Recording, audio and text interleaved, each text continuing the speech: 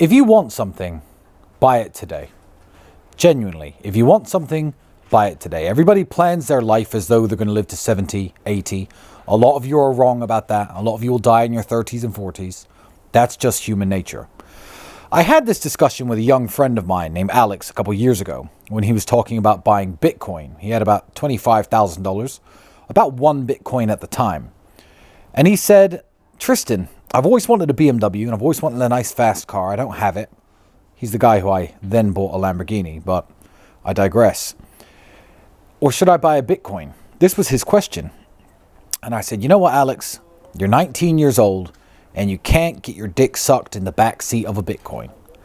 And what I meant by that, as vulgar of an example as it was, is that you can buy crypto at your age. Maybe you're watching this and you're 17, 21, 25, and you could save for the future, plan for the future, and think maybe when I'm 35, I'll have all those things I've ever dreamed of.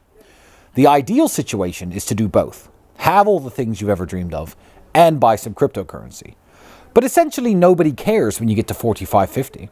If you save your Bitcoin now and you're a billionaire at 50, then you get a Lamborghini, then you get a Bentley and a Rolls Royce and a boat. You're just some 50-year-old man with money.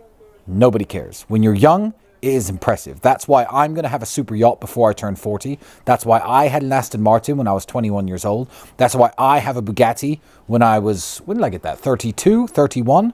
I have not just purchased the most expensive lifestyle items in the world, which I massively enjoy, plus are a big show-off factor. I did it at the right age. I did it at a very young age, and it's always more impressive. If I meet a 50-year-old man and he shakes my hand, he's got a Rolex on his wrist, it's a completely different feeling than when a 20-year-old reaches out his hand to shake my hand and there's a Rolex on his wrist. That 20-year-old, it's not expected of him to have that Rolex, whereas with the 50-year-old it is. So my financial advice to everybody has always been the same. Spend 50% of your money as though you're going to live 50 more years, and spend 50% of your money as if you're going to live 50 more days. I call it the 50-50-50 rule, because you might live 50 more days and that might be it.